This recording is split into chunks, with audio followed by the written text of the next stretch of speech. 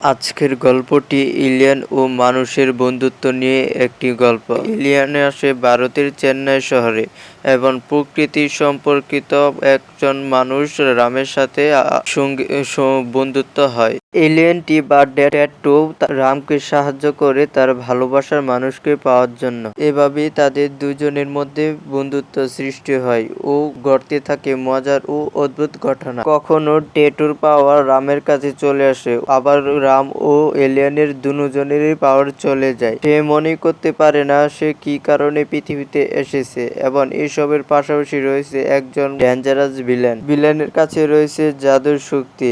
তার সাথে ট্যাটু ও রাম কিভাবে পারবে, যার নাম আয়রান। গল্পের শুরুতেই পৃথিবীর বুকে একটা আস্ত উল্কাপিণ্ড পড়তে দেখি, যা পৃথিবীর মধ্যে এক আলোড়ন সৃষ্টি করে। ফলস্বরূপ কিছুদিন পরে বিজ্ঞানীরা তা সংগ্রহ করে নেয়। খুবই শীঘ্রই এই পাথরটার উপর বিভিন্ন গবেষণা শুরু করে দেয়, কিন্তু তাদের রেজাল্ট হওয়ার আগে কেউ এসে সব বিজ্ঞানীদের মেরে ফেলে। এই কাজটি করেছিল আরিয়ান নামের এক ছেলে।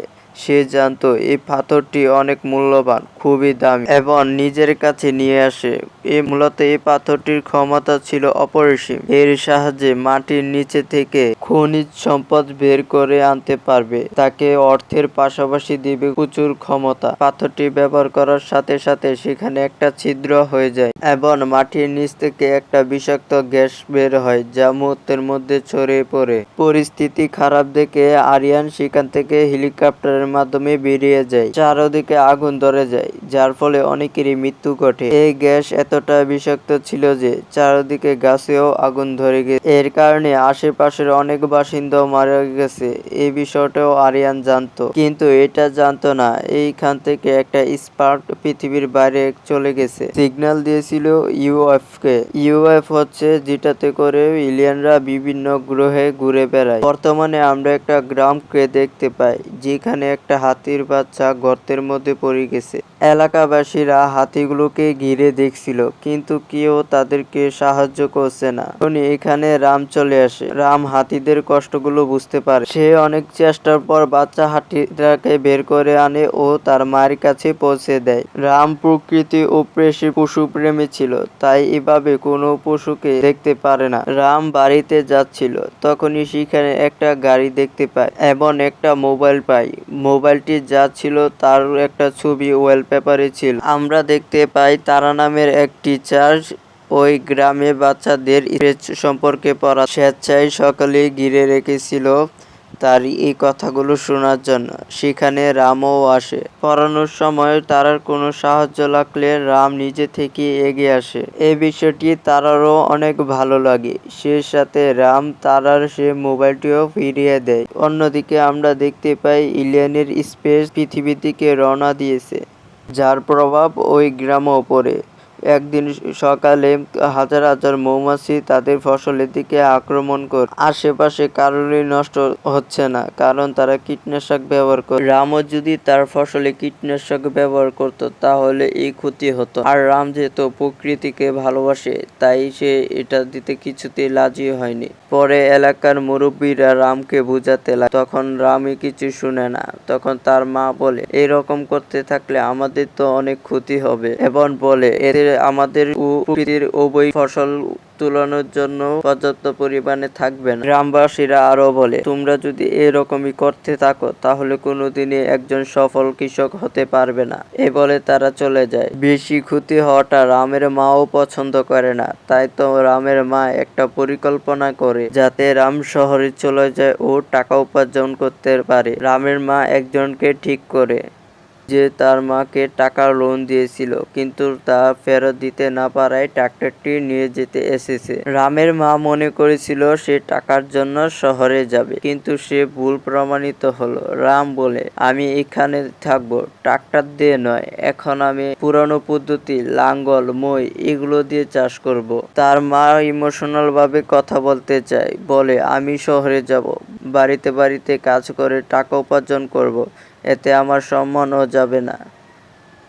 রাম বলে, মা তুমি কখন রওনা দিবে? রামের মা বলে, আমি আজ রাতেই রওনা দিব। এতেও রামের কোনো মাথা ব্যথা দেখা যায় না। বরং সে ব্যস্ত হয়ে পড়ে তার মার কাপড় চোপড় গুছাতে ও ওই রাতেই তাকে বাস স্ট্যান্ড পৌঁছে দেয়। রাগ ধরে রাখতে না পারে তার মা বলে, সে কি করে এটা করতে পারে? সে নিজে কাজ না করে কি করে তার মাকে পাঠাতে পারে? সে নিজে কেন শহরে যাচ্ছে না? সেটা দেখে তার বন্ধু বিভিন্নভাবে অপমান করতে লাগে। রাম মজা করছিল। সে তার মায়ের ব্যাগের বদলে তার কাপড় গুছিয়ে নিয়েছিল। রাম বলে, আমি নিজে যাব চেন্নাই ও টাকা ইনকাম করব। তখনই তার মা খুবই খুশি হয়ে যায়। শেষমেশ তার স্বপ্ন পূরণ হয়েছে। রাম রওনা হয় তার উদ্দেশ্যে এবং আমরা সেই এলিয়েন স্পেসকে দেখতে পাই। রওনা দিয়েছে পৃথিবীর উদ্দেশ্যে।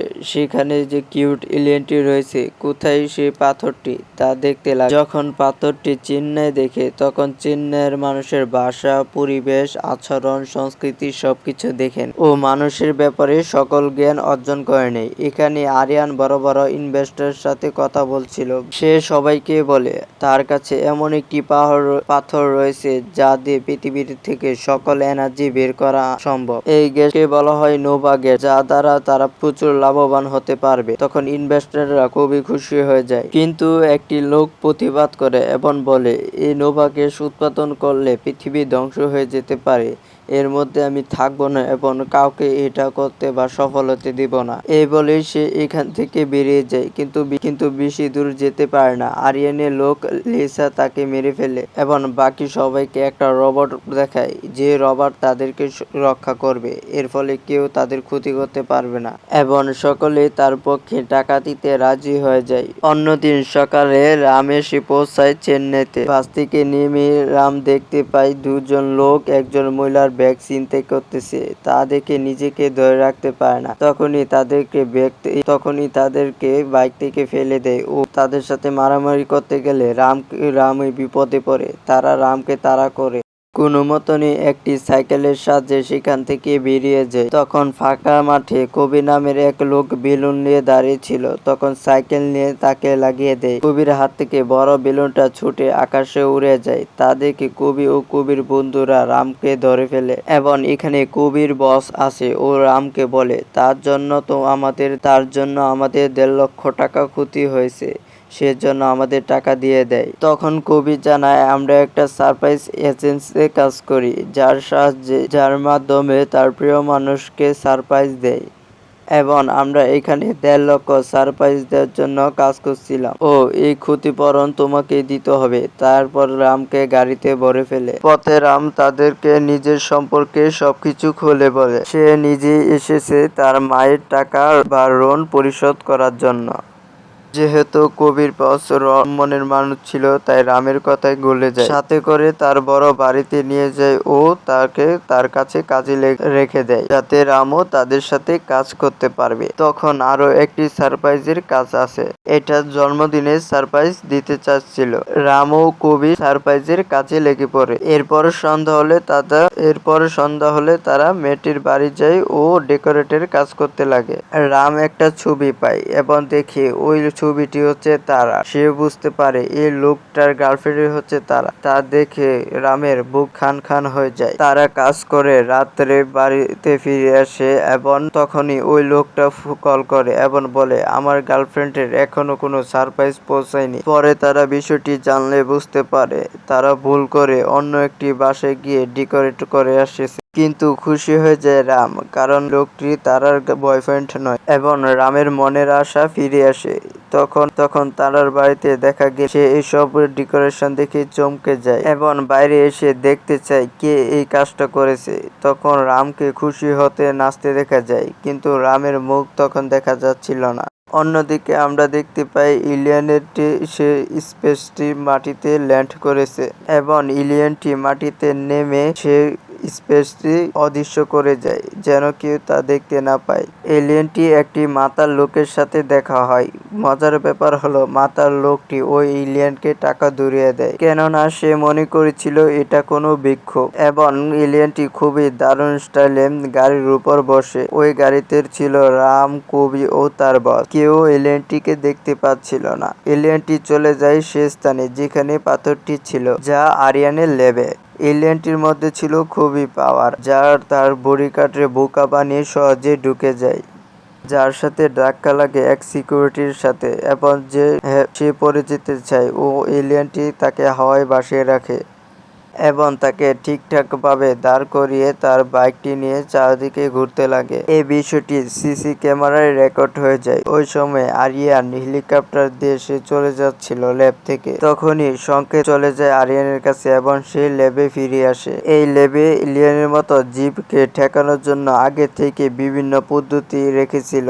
আরিয়ানের গার্ড ও আরিয়ান চলে আসে। খালি চোখে এলিয়েনকে দেখা যাচ্ছিল, তার জন্য বক্সটির উপর আরিয়ান হাত রাখে। এলিয়েনটিও তার হাতের উপর হাত রাখে। তখন যেন কাচের মধ্যে তার হাত আটকে যায়। সে সাথে এলিয়েনটি দেখছিল আরিয়ানের উদ্দেশ্য ও সে আগে ও পরে কি খারাপ কাজ করবে ও করেছে। আরিয়ানের সম্পর্কে জানতে পারে সে খুবই রেগে যায়। তখনই তার গার্ড বক্সের ভিতর একটা সবুজ দোয়া ছেড়ে দেয়। ফলে এলিয়েনটি দুর্বল হয়ে যায় ও আরিয়ান মুক্ত হয়ে যায়। এলিয়েনটি বুঝতে পারে এখানে থাকলে তার অনেক ক্ষতি হবে, তাই সে সাথে সাথে তার শক্তি দিয়ে কাজটি ভেঙে ফেলে। প্রচন্ড শক্তির বেগে তারা সবাই অজ্ঞান হয়ে যায় এবং তার উপরে বিভিন্ন প্রভাব পড়েছে, তাই সে তা থেকে বেরিয়ে যায়। কিন্তু তবুও পরবর্তীতে ধীরে ধীরে পৌঁছে যায় কাছের পাথরটির কাছে। এলিয়েনটি পাথরটি নিয়ে ল্যাব থেকে বেরিয়ে যায় এবং পিছনে দেখা যায় আলিশা দৌড়ে দৌড়ে তার কাছে আসতে লাগে। এলিয়েনটি দৌড়ে দৌড়ে জঙ্গলে আসে। তখনই তার মধ্যে একটি মেসেজ আসে। তখনই সেখানে বলা হয় তার ভালোবাসার মানুষটি মেসেজ দিয়েছে। কিন্তু এর মধ্যে আলিশা ও তার লোকরা এলিয়েনটির উপর আক্রমণ করে দেয়, যার ফলে তার স্পেসের মধ্যে ঢোকার সুযোগ পায় না। সে অন্যদিকে পালিয়ে যায়। সবাই ধাক্কা খায় অদৃশ্য স্পেসটির কাছে, যা দেখে আলিশাও হতবাক হয়ে যায়। অন্যদিকে এলিয়েনটি দৌড়াতে দৌড়াতে গ্যাসের প্রভাবে অজ্ঞান হয়ে যায়। তার সামনে দিয়ে আসছিল রাম ও তার বসরা। তখনই নিজেকে রক্ষা করার জন্য গাড়িটি অন্যদিকে ছুঁড়ে মারে একটি বিল্ডিং এর উপর, যা তারা সকাল পর্যন্ত সেখানে আটকে ছিল এবং তাদেরকে পরে উদ্ধার করা হয় ও এলিয়েনটি দেখানো হয় যে পাশের একটা বিল্ডিং এ শুয়ে রয়েছে। সেখানে ছোট বাচ্চাদের সায়েন্স এক্সিবিশন হচ্ছিল।